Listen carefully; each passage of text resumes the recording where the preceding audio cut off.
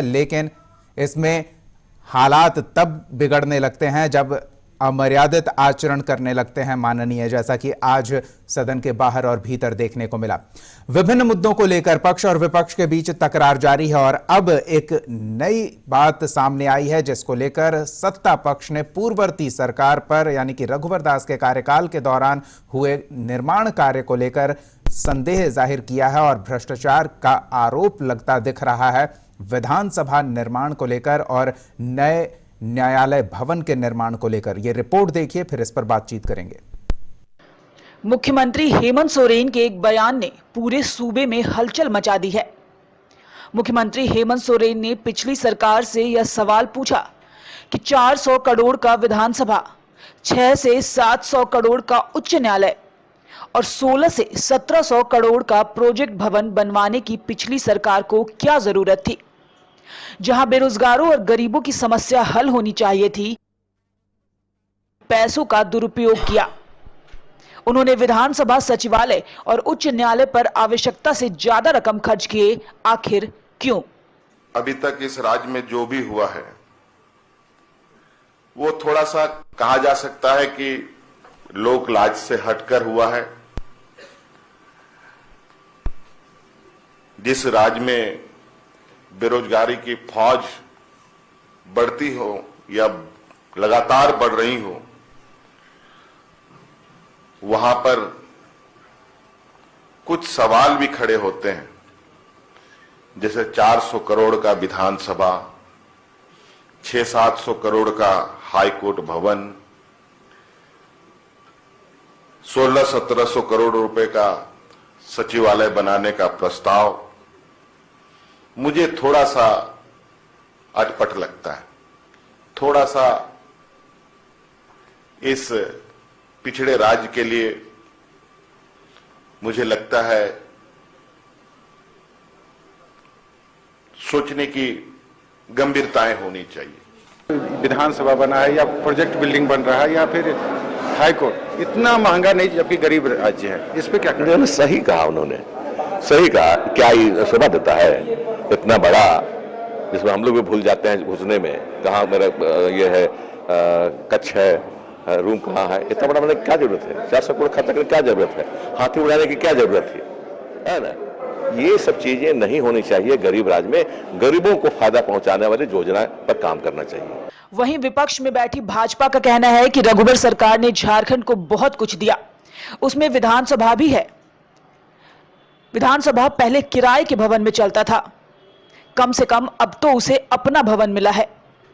वहीं दूसरी ओर माले विधायक का कहना है कि इमारत इतनी महंगी तो नहीं होनी चाहिए थी, लेकिन जनहित में कार्य जरूर होना चाहिए, क्योंकि यह जनता के टैक्स से बनी हुई इमारतें हैं।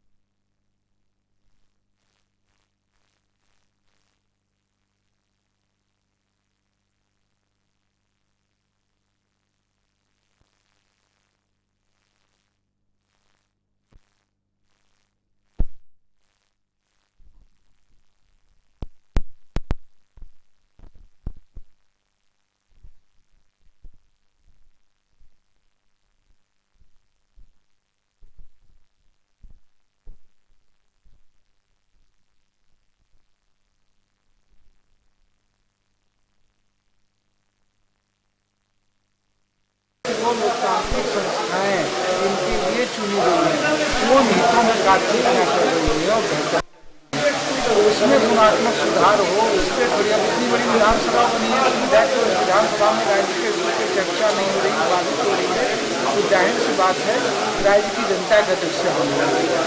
बहरहाल जब से हेमंत सोरेन ने मुख्यमंत्री का पदभार संभाला है, पिछली सरकार की कार्यकलापों को काफी गंभीरता से देखा। लेकिन यह भी सच है कि पिछड़े प्रदेश को इतनी भारी भरकम राशि से इन भवनों का निर्माण कराना आखिर कितना जायज था। ओंकार आवामी के लिए सहयोगी शशि के साथ प्रतीक सिंह की रिपोर्ट। चलिए इस पर और अधिक बातचीत के लिए रांची स्टूडियो का रुख करते हैं। संजय समर हमारे साथ लगातार बने हुए हैं। संजय जी, अब तक तो यही कहा जाता था कि झारखंड बने इतने साल हो गए लेकिन झारखंड को अपना विधानसभा भवन नहीं मिला है, ये आरोप भी होता था राजनीतिक गलियारों में। जो भी सत्ता पक्ष में मौजूद रहता था विपक्ष ये आरोप लगाता था। अब जब एक भव्य और अत्याधुनिक संचार साधनों से लैस विधानसभा का भवन तैयार हो गया है झारखंड का, तो अब सत्ता पक्ष मौजूदा विपक्ष पर यानी कि रघुवर दास के कार्यकाल के दौरान हुए फिजूल खर्ची के आरोप को लेकर हमलावर है। क्या किस तरह से देखें इसे? देखिए दीपक, इसमें सीधी बात ऐसे समझ लें कि यहाँ 81 विधानसभा का सीट है, एक मनोनीत, मतलब 82। 3 करोड़ 20 लाख की आबादी हमारी है। अगर परिसीमन लागू होता है तो ये 1,120 की सीट हो जाएगी, इससे ज्यादा नहीं हो पाएगा।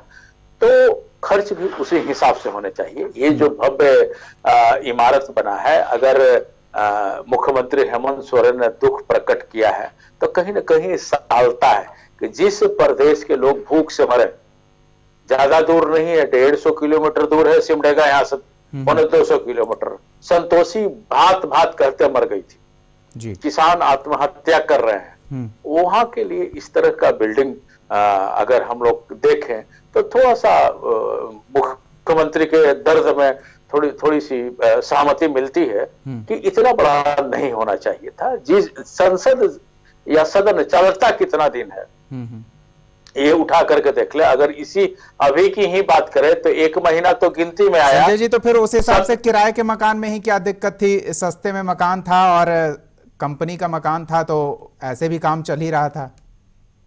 नहीं, कंपनी का मकान होना और अपना होना वो किराया है। एक ट्रेन में चढ़े, टिकट कटाए और जो स्टेशन आया उतर गए, सीधी बात वैसे समझिए। और अपना अपना होता है ये राज्य सरकार का। देखिए दीपक, मैं बता दूं कि तत्कालीन मुख्यमंत्री बाबूलाल मरांडी ने यहाँ से 30 किलोमीटर दूर सुकरहोटू एक जगह है, वहां पर उन्होंने तय किया था कि विधानसभा भवन रहेगा, मुख्यमंत्री आवास रहेगा, सेक्रेटेरिएट रहेगा। अगर वो सब बन गया होता तो यहाँ यातायात की सुविधा सबसे अच्छी होती।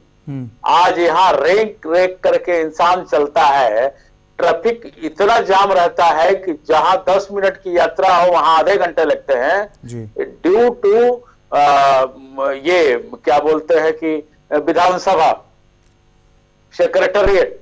कहीं भी उठा के देखे, 1907 में अगर बिहार, बंगाल और ये उड़ीसा अलग हुआ तो पटना सिटी हुआ करता था पहले। पटना राजधानी बनी तो आगे गर्दनी बाग में हम लोग।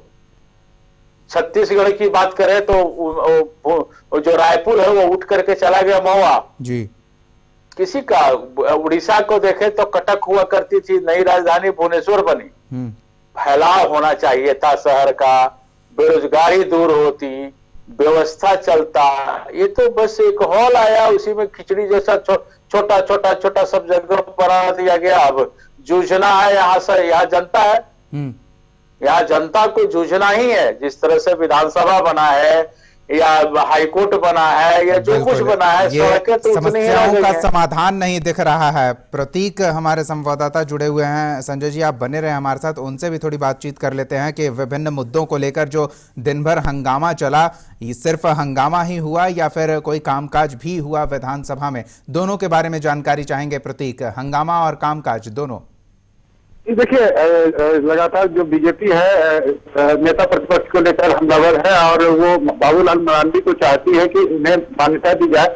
इस वजह से वो जब भी सदन शुरू होती है तो वो बाइकआउट कर देती है। लेकिन हाँ, आज राहत की बात यह रही कि आजसू पार्टी जो है वो सदन में बैठी रही, भले ही भाजपा के सारे विधायक निकल गए थे। और आज खास तौर पर देखा जाए कि जब इरफान अंसारी कल विपक्ष के बारे में बोले थे कि कुत्ता की तरह भौंकते हैं, तो आज पलटवार कर अमर बाबरी जो बीजेपी के विधायक हैं, पूर्व मंत्री हैं, उन्होंने इरफान अंसारी को कहा कि कुत्ता इरफान अंसारी। तो ये जो आरोप प्रत्यारोप या बदजुबानी नेताओं की है, ये बदस्तूर यहाँ जारी है। और रही बात कि विधानसभा की जो कार्रवाई चलने की, तो आज थोड़ा बहुत कार्रवाई वहां चली जी।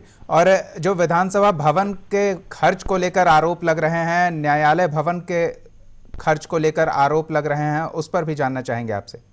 जी बिल्कुल, क्योंकि आप जान सकते हैं कि कल ही बजट के दौरान ही हेमंत सोरेन ने कहा था कि ये काफी गरीब राज्य है और 400 करोड़ का विधानसभा या 600-700 करोड़ का झारखंड उच्च न्यायालय और 15 से 1600 करोड़ का प्रोजेक्ट भवन बन रहा है। ये इतनी बड़ी भवन बनने की कोई जरूरत नहीं थी, क्योंकि 81 विधायकों का ये विधानसभा है और 150 विधायक की बैठने की व्यवस्था की गई है। तो जाहिर सी बात है ये फिजूल खर्ची है और जनता के टैक्स के पैसे की जो जनता के द्वारा टैक्स दिया जाता है उस पैसे की बर्बादी की तरह है। बिल्कुल है। धन्यवाद प्रतीक इन तमाम जानकारियों के लिए।